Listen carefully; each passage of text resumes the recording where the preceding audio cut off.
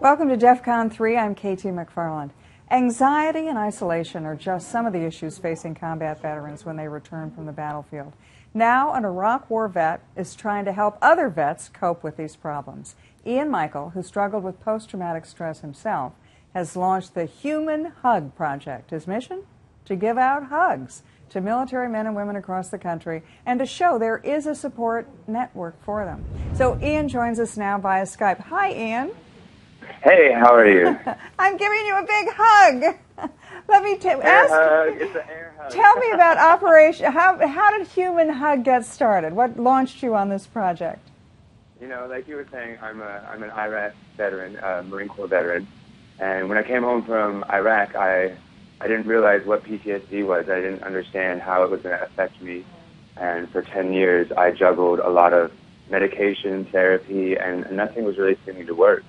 And so I had a dream that I was off giving hugs around the country, and, you know, I was such in a low space in my life that I realized that the only thing I had to do was to get up and just go do it, see if maybe the dream was true. And so I packed my car and started hugging across the country to see if I could start healing myself from the PTSD. And so on the journey, I reconnected with my Marine Corps friend, Gino, and found out that he, too, had received a hug in a VA hospital. And so both of us being on a journey with PTSD and finding out that the hug actually held some healing power for each of us, we decided that it was time to take our hugs into the VA hospital and share what we've learned and what we have felt with the hug. And now we're here. We're able to chronicle our story, document our journey using a Magisto, the app, storytelling app.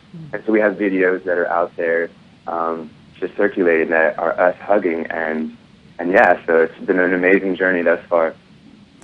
Talk to me about post-traumatic stress syndrome. What is it like? What does it feel like? You said you didn't realize you had it yourself.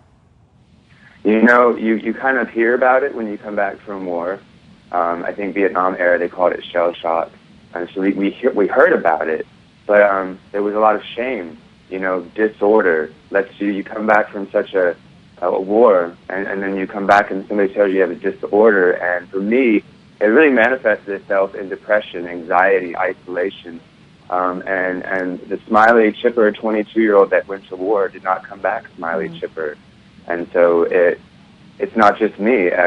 This was with Gino, and we've hugged at 18 VA hospitals across the country, and our symptoms are shared across the board with all these veterans that are returning home from war. You know, Ian, you're a Marine. You're a tough guy. The Marines are the toughest of the tough. How do you get people to talk about this and to open up?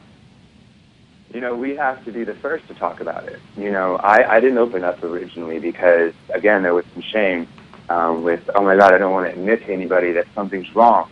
Well, now we have to admit to people that something is wrong if we want them to help us. And so what we're doing is we're using love and a hug to let people know that we do have PTSD. We are struggling every day, but we're not going to do it alone anymore. We're going to go into these VA hospitals. We're going to hit the streets. We're going to hug our veterans, but also supporters and civilians alike to let them know that there's a real situation happening out here. And it's affecting our nation's heroes, and they're being left on the streets or alone in a hospital. And we're going to go there and hug them. And we'd like everyone to join us. Well, how do we help you? Well, first off, so right now we've been funding this out of our pocket, and we have, because we love doing this, but now the need is outgrowing our pockets. We set up a GoFundMe, and so we've gotten a lot of traction, like some donations from just people all over. But we need more. We need more to get to our goal of hugging at every VA hospital in this country.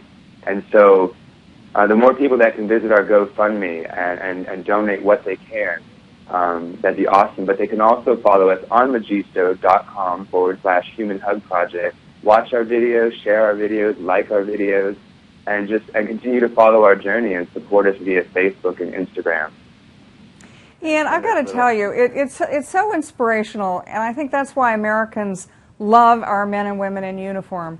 You had a terrible experience, you had a problem, but instead of just sitting around feeling sorry for yourself, you went out and did something about it. And you're changing not just yourself, but the world. So thank you so much. And I'm giving you a big hug right back. Another hug, but I want to also say thank you. Thank you for inviting us to the show. Thank you for helping us get some exposure and just sharing our story.